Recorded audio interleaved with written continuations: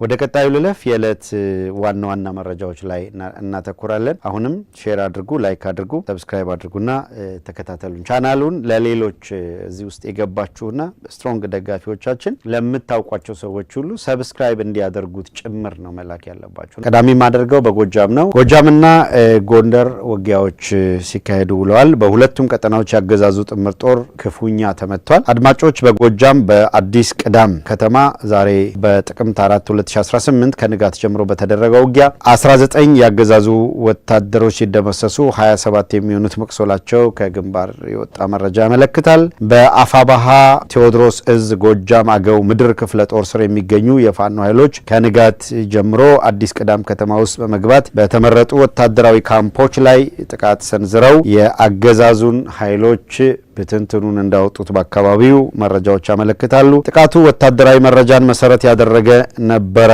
ይላሉ ከግንባር መረጃውን ያደረሱት። የከተማ የጨበጣ ውጊያ በማድረግ ካምፑን ሙሉ በሙሉ ማጥቃት የቻሉት የፋኖ ኃይሎች በብልጽግና ጥምር ጦር ላይ ከፍተኛ የሚባል ሰብአዊና ወታደራዊ ጉዳት ማድረሳቸውን መረጃዎች አመልክተዋል። አድማጭ ተመልካቾች የእዙ የህዝብ ግንኙነት መምሪያ የግንባር መረጃ እንደሚያሳየው ከንጋት ጀምሮ እስከ ረፋድ በዘለቀው በዚህ ውጊያ በቁጥር ወደ 19 የሚደርሱ የብልጽግና የጥምር ጦር አባላት ሲደመሰሱ 27 የሚሆኑት ናቸው የቆሰሉት። እንደዙ የግንባር መረጃ 16 የነፍስ ወከፍ ክላሽንኮፍ መሳሪያ በፋኖ ተማርኳል። ለሰዓታት በዘለቀው በዚህ ውጊያ በአዲስ ቅዳም ከተማ ውስጥ በሚገኙ በአዲስ ቅዳም ስላሴ፣ በአባ አይናለም፣ በከብት ገበያና በባታ ቤተክርስቲያን አካባቢ መሽገው የነበሩ የጥምር ጦሩ አባላት ወታደራዊ ካምፖች ላይ ያነጣጠረ ስኬታማ ማጥቃት የሰነዘሩት የፋኖ ኃይሎች በውስን ኪሳራ ትልቅ ድል ማስመዝገባቸውን መረጃዎች ያመለክታሉ። በዚህ ውጊያ ወደ ፋኖ የተሰነዘረባቸውን እርምጃ መቋቋም የከበዳቸው ቀሪዎቹ የብልጽግና ወታደሮች ሙትና ቁስለኛቸውን ሳያነሱ ከዚህ አካባቢ ሲራወጡ እንደታዩ ነው የሚነገረው። ወዲያው ከእዙ የህዝብ ግንኙነት መምሪያ የተገኘው የግንባር መረጃ እንደሚገልጸውም በጎንደር በለሳ ቀጠና በዋለው አውደ ውጊያ አፋባሃ በላይ ዘለቀ እዝ ድል እንደቀናው መረጃዎች አመልክተዋል። የእዙ አካል የሆነው ዳግማዊ ቴዎድሮስ 5ኛ ኮር የብልጽግና ስትራቴጂካዊ ወታደራዊ የማዘዣ ማዕከል የሆነችውን ደጎማ ከተማን ከበባ ውስጥ በማስገባት በወታደራዊ ማዘዣ ካምፑ ላይ ጥቃት አድርሰዋል። በዛሬው ዕለት ከማለዳው ጀምሮ በተሰነዘረው ማጥቃት ውጊያው በዲሽቃና በሞርታር የታጀበ ነበረ።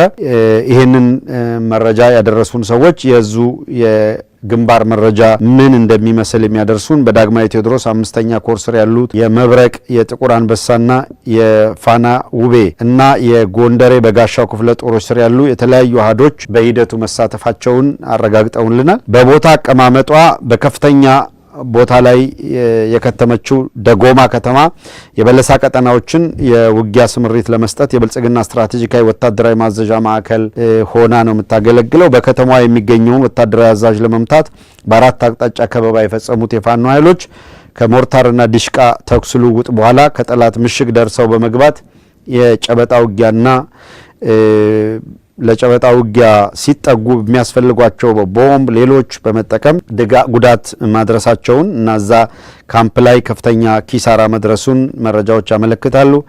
ከፍተኛ ቁጥር ያለው የብልጽግና ጥምር ኃይል የሚባለው ማለት ነው ሙትና ቁስለኛ ሆናል ያለው የእዙ የግንባር መረጃ ከማክሰኝት ደጎማና ከአርባያ ደጎማ የሚወስዱ ሁለቱን መንገዶች ዝግ በማድረግ ልዩ ዘመቻው መመራቱን ዘመቻውም ስኬታማ መሆኑን በግንባር ያሉ መረጃ አድራሾቻችን አረጋግጠዋል። በተውለይም የሁለቱ መንገዶች መቆረጥ የብልጽግና ጥምር ጦር ሽፋን የሚሰጠው ኃይል እንዳያገኝ ያደረገው መሆኑን ተከትሎ የፋኖ ኃይሎች ብልጫ ወስደዋል። በዚህ አውደ ውጊያ 15 የጥምር ጦር አባላት ሲደመሰሱ 23 የሚገመቱ ከባድ ቁስለኛ ሆነዋል። የፋኖ ኃይሎች ከልዩ ዘመቻ በኋላ ሁለቱን መንገዶች መዝጋታቸውን ተከትሎ ቁስለኛ የሰራዊቱ አባላት ደጎማ ጤና ጣቢያ ከጉዳት መጠናቸው ያነሰ የሕክምና እርዳታ የተደረገላቸው እንደሆነ እዙ የውስጥ አርበኞቹን ጠቅሶ በግንባር መረጃው አሳውቋል።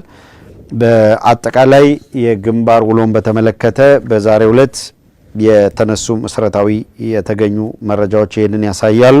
ውጊያዎች በተለያየ ቀጠና መቀጠላቸው እንደተጠበቀ ሆኖ ለምሳሌ በጎጃም አዲስ ቅዳም ላይ በጣም የተለየ ድል ማስመዝገብ ተችሏል። የአዲስ ቅዳሙ ድል በጣም በርከት ያሉ ባይሆን እንደው ነገርየው በዚህ ደረጃ ሄደው ጨዳ ባይሆኑ ጥሩ ነው። ግን በተደጋጋሚ በጣም ጥብቅ ማሳሰቢያ እንደምታውቁት ተሰጥቷል። ያገዛዙ ኃይሎች በፍጹም ሚሊሻው በማያውቀው ጉዳይ በገዛ ወገኑ ላይ እንዳይተኩስ ተደጋጋሚ ማሳሰቢያ ተሰጥቷል። ነገር ግን ገፋፍተው ያስገቡት ሚሊሻው ነው። ገብቶ ሲማገድ ውሏል። በአዲስ ቅዳም አካባቢ ለቁጥር የሚያታክት ሚሊሻ በግራና በቀኝ መሮጫ አጥቶ የብርሃኑ ጁላ ጦር ከኋላ ሆኖ ሚሊሻውን እንዲደመሰስ አድርጓል። እጅግ በጣም በርካታ ሚሊሻዎች በአዲስ ቅዳም ጨዳ ነው የሆኑት። እንግዲህ በገዛ ህዝብ ላይ ጥይት ሊተኩስ ወጥቶ መቼም ምን ይባላል? እንዲህ ያለው ሁኔታ ነው እየተፈጠረ ያለው። በርካቶች ነው የተደመሰሱት። አዲስ ቅዳም ከዚህ በኋላ የብርሃኑ ጁላ ተላላኪ ለማስተናገድ የአብይ አህመድ ጦረኛ ፖሊሲ አራማጆችን ለመቀበል ዝግጁ እንዳልሆነች ያስመሰከረችበት ሰዓት ነው። የአዲስ ቅዳሙ ድል በጣም እጅግ በጣም መነጋገሪያ ውሎ ነው እየዋለ ያለው። አገዛዙ ውስጥም ከፍተኛ መረበሽ፣ ከፍተኛ መሸበር፣ ከፍተኛ ድንጋጤ በዚህ ሁኔታ ነው ተፈጥሮ እንዳለ እየተከታተልን ነው። ያንዳንዱን የዕለት እንቅስቃሴና መረጃ እግር በእግር ተከታትለን የምናደርሳችሁ ይሆናል። አድማጮቻችን አሁንም የገባንበትን ቻናል ሰብስክራይብ አድርጉ፣ ሼር አድርጉ፣ ላይክ ምትሏን በተን ተጫኑና ተከታተሉን። የአብይ አህመድ ጦር ከፍተኛ ፕሮፓጋንዳ ሲነዛ ነው የከረመው። በተለይ በክረምቱ አካባቢ መራቤቴ ላይ በክረምቱ አካባቢ ካስታወሳችሁ ዛሬ 300 ዛሬ 200 ዛሬ 100 እንደዚህ እያሉ አንዳንድ ጊዜ ደግሞ በሺ የሚቆጠርም እየጠቀሱ ሚሊሻ እያሰለፉ ሚሊሻው ሙሉ በሙሉ እጅ እየሰጠ ማለት ሚሊሻ ያሰልፋል፣ ከዛ ፋኖ እጅ ሰጠ የሚል ነበረ እና እየፈረሰ እጅ እየሰጠ ነው የሚል የዕለት ተዕለት ዜና ነበር። ይሄ ሁኔታ በወቅቱ ልክ እንደዚህ በተፈጠረበት ጊዜ አክቹዋል ተጨባጭ በሆነ ሁኔታ በቪዲዮና በፎቶ ያቀርቡ ስለነበረ ባለፈው ጠቆም ለማድረግ ሞክረናል። ምን እየተፈጠረ ነው የሚል ጥያቄ አቀረብን። እዛው ላሉ የከፍተኛ አመራሮች በጣም በተረጋጋና በሰከነ መንገድ ስለ ሁኔታው ማብራሪያ ሰጡን። በስሱ ኢንተርቴን አድርገነዋል ሚዲያ ላይ። እንደው መለስ ብዬ ለማንሳት ያክል የአርበኛ መከታው ማሞን ማግኘቴን ከገለጥኩ በኋላ አርበኛ መከታው ማሞ በመራቤቴና ሚዳ ሬማ አካባቢ በጣም ሰፋ ያለ ኃይል ላገዛዙ እጅ ሰጠ በሚል እያሰለፉ ነው። ይሄ ሁኔታ ምንድነው የሚል ነበር ያነሳ ነው። ዳይሬክትሊ በጣም በጥሩ ሁኔታ ነበር የገለጸው። ለረጅም ጊዜ እዛ አካባቢ ላይ ሰፍሮ የቆየው አንድ አማራ በሚል የተሰባሰበ የተወሰነ ኃይል ነበር። ጉዳዩን ወደ እርስ በርስ ላለመውሰድ ያ እዛ ቀጠና ላይ ትተን ቆይተን ነበር። አገዛዙ ጉልበት እየፈጠረ ወይ ሂዶ አይዋጋም፣ ግን እዛ ላለው ኃይል ደግሞ ጉልበት እየፈጠረ ነገሩ ስላላማረን አሉ ከህዝቡ ጋር ተነጋግረው ወደዛ አካባቢ ኦፕሬሽን ለመስራት አስገዳጅ ሁኔታ ገጥሟቸው እንቅስቃሴ ያደርጋሉ። ምክንያቱም ሁሉም አካባቢ ነፃ የማድረግ እና ህዝቡ ፎይታ እንዳገኝ የማድረግ እንቅስቃሴ ስለነበረ በዚህ መካከል አገዛዙ ነገሩ ስለገባው አሁን መራቤቴ አካባቢ ሬማ አካባቢ ሙሉ በሙሉ በፋኖ ቁጥጥር ስር ዋለ ማለት አሁን ከቤተ አማራ ወሎ ላይ የነበረው እንቅስቃሴ በዚህ በፊት ስናነሳላችሁ ነበር። ስለዚህ ወረይሉ፣ ጃማ፣ መካነ ሰላም የተገኘ ድል፣ ተንታ፣ አማራ ሳይንት የተገኘ ድል ወዴት ነው ሊያመራ የሚችለው? ምንም ጥርጥር የለውም። ተንደርድሮ ወረይሉ ብሎ ቁልቁል ሸዋ መራቤቴ እንደሚደርስ ያውቁታል። እና ሸዋና ቤተ አማራ ወሎ መስመር ላይ ተገናኙ ማለት ነው። ተመልከቱ። በምዕራብ ወሎ በኩል መካነ ሰላም መራቤቴን፣ ጃማ፣ ወረይሉ፣ መካነ ሰላም፣ አማራ ሳይንት፣ ጃማን፣ ወረይሉን፣ ለጋምቦ፣ ለገሂዳ እነዚህን አካባቢዎች የሚያቅሰው ከመካነ ሰላም ሻገር ስትሉ አባይ ጎርጁን ነው የምትሻገሩት። ከዛ መርጦ ለማርያም ጎጃም ማለት ነው። በቃ ከዚያ ወደዚህ ከዚህ ወደዛ ሲመላለሱበት የሚውሉ መስመር ነው። አማራ ሳይንት ላይ ሲራገፍ የቆየው የብርሃኑ ጁላ ጦር መጠናቀቂያው ሲሰራለት ከአጅባርና መሃል ሳይንት ነጻ እስከሆነ ድረስ ደንሳ የሚባለው የመሃል ሳይንት አካባቢ፣ አጅባር ደግሞ ዋናው ሳይንት የአማራ ሳይንት ዋናው ከተማ ነው። ተደጋጋሚ ጦርነት እዋ የምትባለው አካባቢ ምንድነው ታቦር ወደ ተራራ ሞጭ አካባቢ ውጊያዎች በተደጋጋሚ ሲካሄዱ ነበር። ይሄ በስኬት ሲጠናቀቅ ከአማራ ሳይንት ጎንደር ደግሞ በሽሎ ወንዝ ናት ያለችው። ከአማራ ሳይንት ከመካነ ሰላም ጎጃም ወደ አባይ የምትሻገረው ሻገር ስትል መርጦ ለማርያም ነው። ከአማራ ሳይንት በሽሎን ስትሻገር ጎንደር ነው። የስማዳና አማራ ሳይንት የበሽሎ ወንዝ ነው መካከላቸው ያለው። ጋሸና አካባቢ ላይ አገዛዙ እየተጠቃ ሲመጣ ጋይንት እያደረገ በጨጭሆ እያደረገ የተወሰነ ሰራዊት ሊያመጣ ሲል ከጎንደር በኩል እንዴት ሲመከት እንደነበረ ነግረናቸዋል። መተንፈሻ እንዲያጣ ተደርጎ ወዲያ ወዲ መላወሻ እንዲያጣ ተደርጎ ቀደም ብሎ ይህ አንድነት መጥቶ ሰራዊቱ ተናቦ በሁሉም አቅጣጫ እዛ ማጥቃት ቢጀምር መላው ቤተ አማራ ላይ ጥቃት በሰሜኑም በደቡቡም በምዕራብ ጫፍ ድረስ ወጥረው በያዙበት በተመሳሳይ ሁኔታ ጎጃም፣ በተመሳሳይ ሁኔታ ጎንደር፣ በተመሳሳይ ሁኔታ ሸዋ የተናበበ ትግል ቢደረግ የአብይ አህመድ ሰራዊት መሮጫማ አያገኝም፣ መላወሻም አያገኝም። ይሄ ስለገባቸው ነው። በነገራችን ላይ አሁን ግምገማ ተቀምጦ የነበረው ይሄ ስለገባቸው ነው። ጭንቀት የወለደው መፈራገጥ ያለው ይሄ ስለገባቸው ልመለስና መራቤቴ ሬማ አካባቢ ምንም አይነት የፖለቲካ ስራም ስላልተሰራ ወቅቱ ክረምት ነው። ከዚህ ደግሞ የሸዋ ጠቅላይ ግዛት እዝ ግዙፍ ሰራዊት ወደዛ ለመንቀሳቀስ የክረምቱ የውሃ መሙላት ሁኔታውን አወሳሰበው አስቸጋሪ ያደረገው። ስለዚህ አገዛዙ በዛች አጋጣሚ በሆይ ሆይታ የተወሰነ የአካባቢው የአባት አርበኛ የምትለው ሚሊሻ የምትለውን እያሰለፈ ሆበል በለው በቃ ላገዛዙ ገበሩ እያለ ፖለቲካ ሊሰራበት ሞከረ። ምክንያቱም እዛ የነበረው ኃይል አሁን በሌላ ቦታ ሸዋ ላይ የምታዩት ነው። በቃ የምናየውን ሀቅ ነው አይደለም መመስከር ያለብን።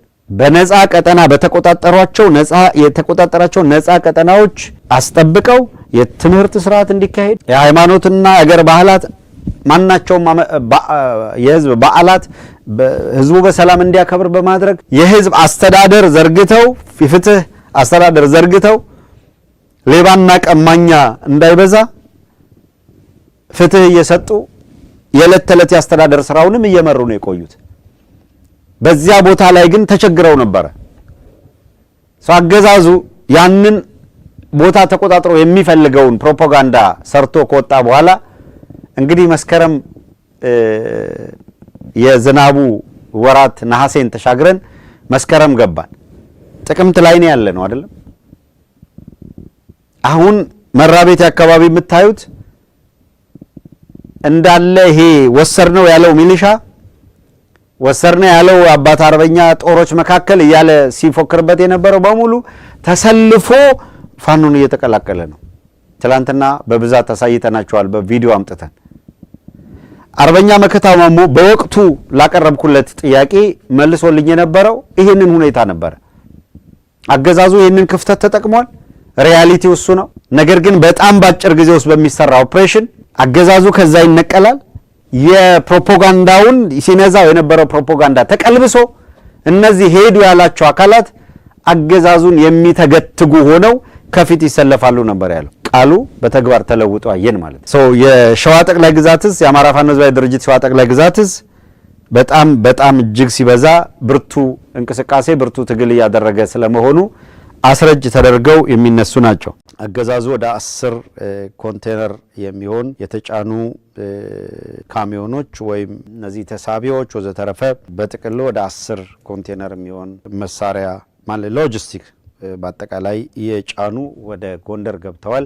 ዴስቲኔሽናቸውን ለመከታተል የሚቻለው ጥረት እየተደረገ ነው። የት ነው የነዚህ ሎጂስቲክስ ማረፊያ? የት? አብይ አህመድ ወደ ትግራይ ለሚያደርገው አድርገዋለሁ ብሎ ለሚያስበው ውጊያ ነው? ከኤርትራ ጋር ገጥምበታለሁ ላለው ነው? ወይስ እዛው ጎንደር ላይ አራግፎ አሁን ጎንደር ተፈጠረ የተባለው አንድነት ቤት አማራ ወሎ ላይ የገጠመውን ስለሚያቅ በተናበበ ሁኔታ እርስ በርስ ተባሉልኝ ብሎ ሲጨፍር የሚፈጠረውን ነገር እንግዲህ የምታውቁት ነው። ከሰሞኑ እነ ዘባተሎም እነ ምናምንም ምን ሲሉ እንደነበር አይታችኋል። ሲያለከልኩ ጎንደር በቃ እንዲህ ተፈጠረ እርስ በርስ እንዲሆኑ በዚህ ገባ በዚህ ወጣ ሲሉ ነበር። አሁን የሉም፣ አድፍጠው የሉም። አሁን ሌላ ቦታ ላይ ነው የሚወራጨው። አማራ ህዝብ መካከል አማራ ክልል ላይ የሆነ ነገር ተፈጠረ ሲባል በቃ ሰበር ዜና የሚያደርጉ አሉ አይደል? ያገዛዙ የደህንነት ኃይሎች በፋኖች መካከል የሆነች ነገር በሁለት ሰዎች መካከል እንኳን የተፈጠረች የሆነች ቅራኔ ካገኙ እሷን መንትፈው ፒክ አድርገው እሷን አይደለ ሆይ ብለው የሚያራግቡት ሪኮርድ ያደርጉና በመደበኛ ስልክ የተደረጉ ልውጦች ካሉ ከዛ ለካድሬዎቻቸው ይሰጣሉ። ካድሬዎቻቸው ማህበራዊ ሚዲያ ላይ ያዋጣው ሆይ ምናምን ነገሩ ለማስፋት ሲራወጡ ታያላችሁ። አሁን አንድ ሆንን ብለው ሲመጡ በቃ እነሱ ጋር ነው ብርዱ፣ እነሱ ጋር ነው ስቃዩ፣ እነሱ ጋር ነው መከራው። በወገን በኩል ደግሞ ደስታ ነው የምትሰሙት። በወገን በኩል ደግሞ እልልታ ነው የምትሰሙት። ወገንን ቀና ብሎ እንዲሄድ ለማድረግ የምትችሉትን ብርቱ ጥረት እያደረጋችሁ ላላችሁ በጣም ምስጋና ይገባችኋል። ዲያዘር ሳይድ ደግሞ እንዳልሆነ እንዲሆንና ትግሉ እንዲጎተት የሚያደርጉ አካላት ቀላል አይደሉም። ፐርሰናል ኢጎ የሚያስቸግረው አለ፣ ጥቅማ ጥቅም የሚያስቸግረው አለ። እንደምታውቁት የባዴን ባለሀብቶች አይተኙም፣ ገንዘባቸውን ይረጫሉ። ባለስልጣናቱ ረፍት የላቸውም። ምክንያቱም ህይወታቸው የሚቀጥለው የአማራ ህዝብ ለኦህዴድ ገባሪ ሆኖ እነሱ ደግሞ ባስገበሩት ህዝብ ላይ መሪ ሆነው መቆየት ነው። እነ ተመስገን ጥሩነህ ማለት ነው። እንግዲህ እንደምታውቁ እንዲህ ያሉ ሰዎች ረፍት የላቸውም። በውጭም በውስጥም ዘመዶቻቸው ወገኖቻቸው ኔትወርኩ ሰፍቷል። ማአት ነገር ነው የሚያደርጉ። አሁን ወሽመጣቸውን የሚበጥስ ነገር ሲፈጠር ደግሞ ሌላ መንገድ ሌላ አማራጭ አይደለ ሲንተፋተፉ የሚውሉት እነሱ ይንተፋተፉ። ነገር ግን እያንዳንዷን ነገር መከታተል ስለሚያስፈልግ በጎንደር የትኞቹ የብርሃኑ ጁላ ክፍለ ጦሮች አሉ፣ ምን አይነት የመሳሪያ ትጥቅ ሎጂስቲክ አላቸው፣ ከዚህ በፊት በዝርዝር አንስተናል። አሁንም እያንዳንዱን ዱካ ተከታትለን መረጃ ህዝብ እንዲኖረው፣ ምክንያቱም ህዝብ ለማጥቃት ስለሆነ የሚንቀሳቀሰው ኃይል እሱን የምንችለውን ጥረት እናደርጋለን። ምናልባት ካለፈው ጊዜ የቀጠለ አሁንም ለእናንተ መረጃ እንዲኖራችሁ የብርሃኑ ጁላ ሰራዊት የአብይ አህመድ ሰራዊት አሁንም ለቅሶና ዋይታ ውስጥ ገብተዋል።